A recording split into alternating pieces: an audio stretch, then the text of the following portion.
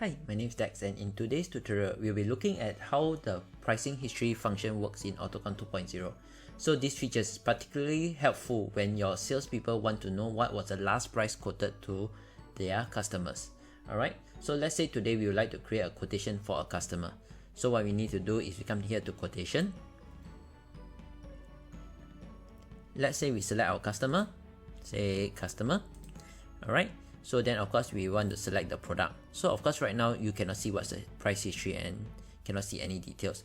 So if you want to check that, we need to click here, show instant info. Okay, so then the system will tell you what has been purchased by this customer previously. So let's say example we select the item A. Right, so the system will then narrow down for you A, what are the date of the invoices and what was the price sold to them. Alright, so it's as simple as that. So this is it for today's guide. Do like and subscribe to be notified when we release new guides on Malaysia's top SME accounting software. Thank you.